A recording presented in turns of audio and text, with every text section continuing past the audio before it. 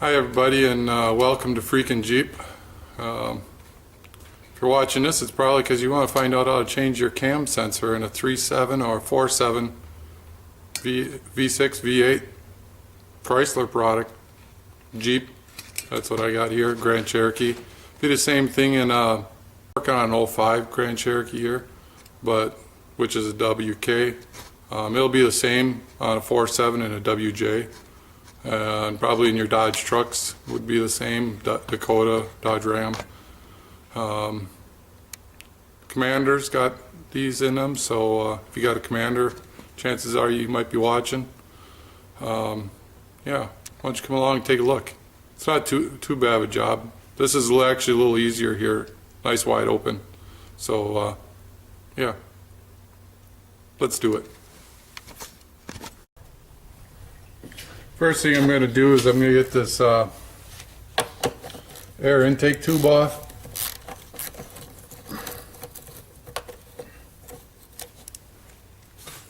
If you're watching and you got a WJ, you don't have to worry about this because the air box is on the other side of the truck. We're working on the passenger side of the truck, so.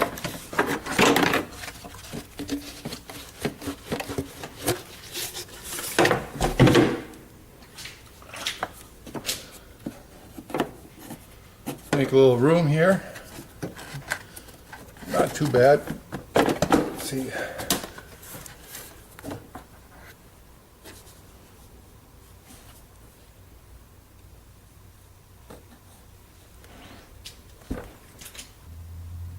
can see this wire here.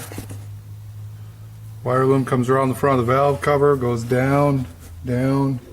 Follow that down. You can see there's a little plug down here.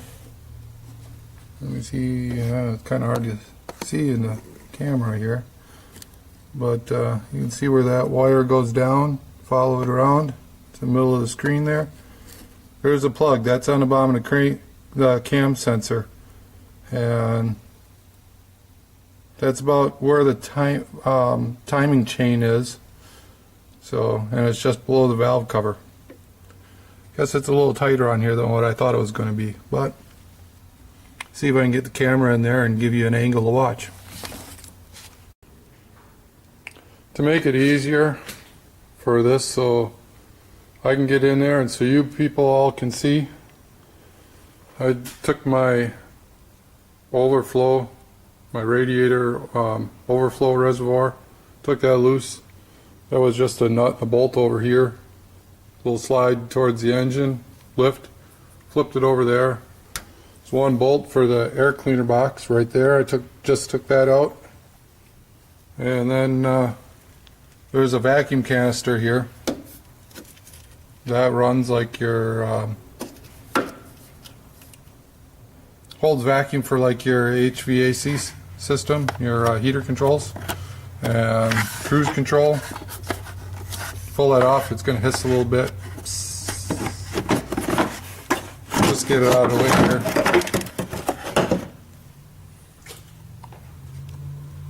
Now I got a real big open hole. Should be a lot easier to get to that cam sensor.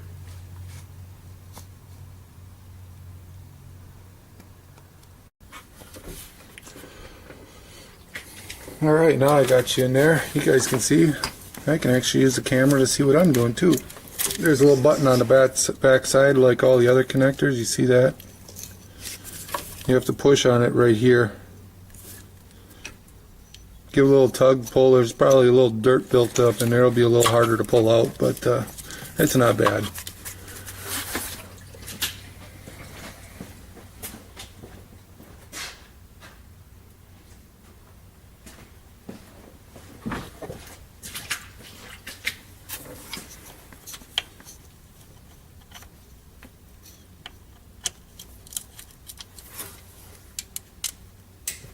$10mm socket.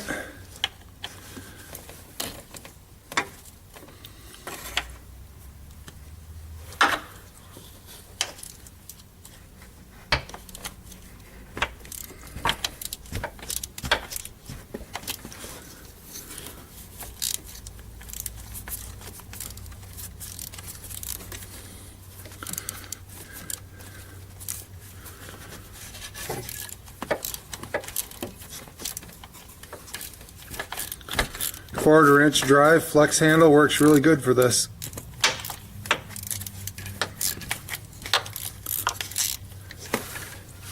One I'm using is actually a Snap-on with a 3/8 head, but it's a 1/4 inch drive ratchet basically.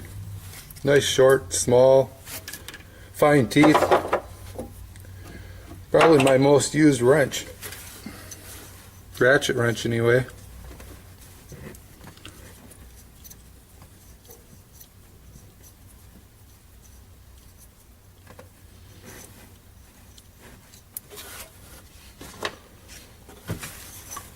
One little bolt, we'll give a wiggle and a pull. Look at that, it came right out.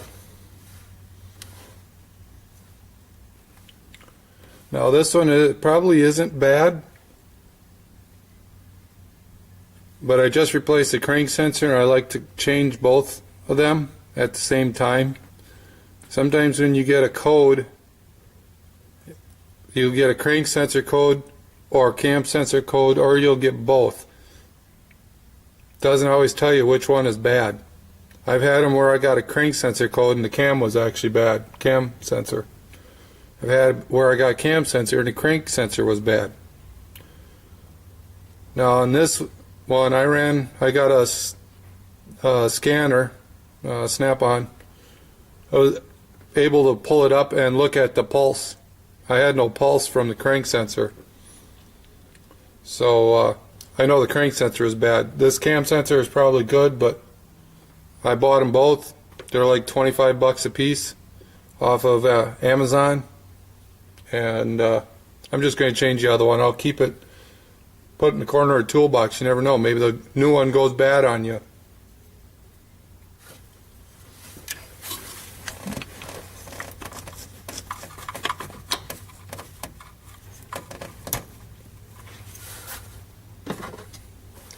Little O-ring and a little O-ring on there, and it just snapped right back in place. Putting the bolt back in.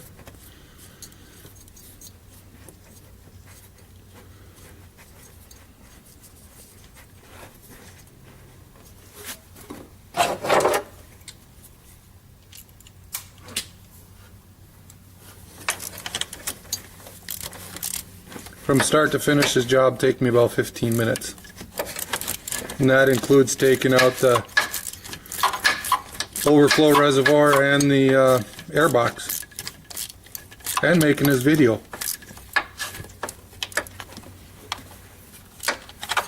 Because, you know, all behind the scenes always isn't what it looks like in front of the camera. Trying to find the right camera angle, right focus, putting the camera someplace where not only you can see, but where I can get my hands in too. Just snap the plug back in, give a little wiggle tug on it, make sure it's snapped in place and didn't fall out. Or not going to fall out. Make sure it's clipped on good. And now I'm going to put the air box back in. Now I'm going to put the air box back in and the radiator overflow. Yeah, and we're almost done here. Yeah, so we finished up that cam sensor. It turned out not to be too bad. Like I said in the video, about 15 minutes. Had to take the air box out so I could reach in there and so you guys could all see, and yeah, it's not too bad. So hopefully you enjoyed the video, and if you did, if you haven't already, there's a little button down there that says subscribe. Please push that, and then somewhere over here there's a thumbs up. Yep, go ahead and hit that. If you got any questions, comments, leave them down below. I'll try to get back to you as soon as possible. I've been getting a little better at this, so we'll see you in the next episode somewhere along the way, hopefully. Bye.